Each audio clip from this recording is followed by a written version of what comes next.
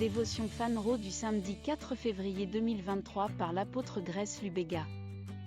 Titré « Vivre au-dessus de l'épée ».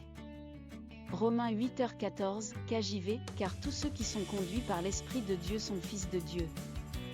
Le royaume des esprits est un monde diversifié. En elle se trouvent plusieurs êtres, ceux qui sont au-dessus de l'épée et ceux qui sont en dessous de l'épée. Quand j'utilise le langage de sous l'épée, c'est dans le contexte de la vérité, l'épée étant la parole de Dieu. Tout esprit qui vit sous l'épée existe dans un monde de ténèbres et de tromperies.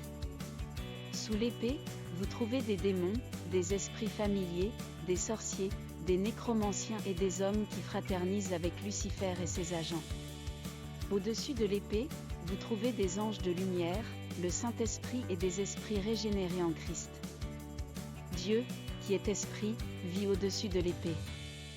J'ai connu des croyants en Christ qui sont entrés dans le royaume sous l'épée et qui ont vécu pour le regretter.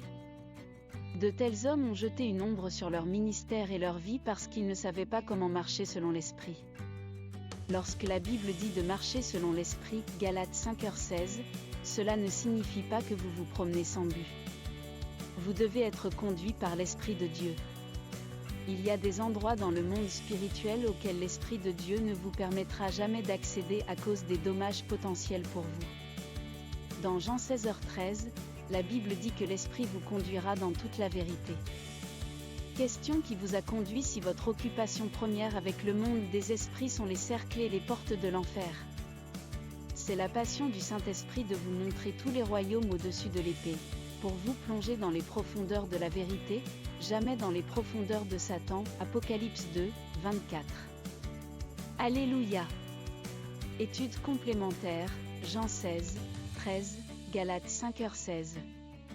Golden Nugget, c'est la passion du Saint-Esprit de vous montrer tous les royaumes au-dessus de l'épée, pour vous plonger dans les profondeurs de la vérité, jamais dans les profondeurs de Satan. Prière, Père bien-aimé, je te remercie pour cette vérité. Merci pour ton esprit, mon véritable guide et lumière. Je ne me dirige pas moi-même mais je suis conduit par lui parce que je suis mature. Je grandis dans les profondeurs de Dieu et vis constamment au-dessus de l'épée, au nom de Jésus, Amen.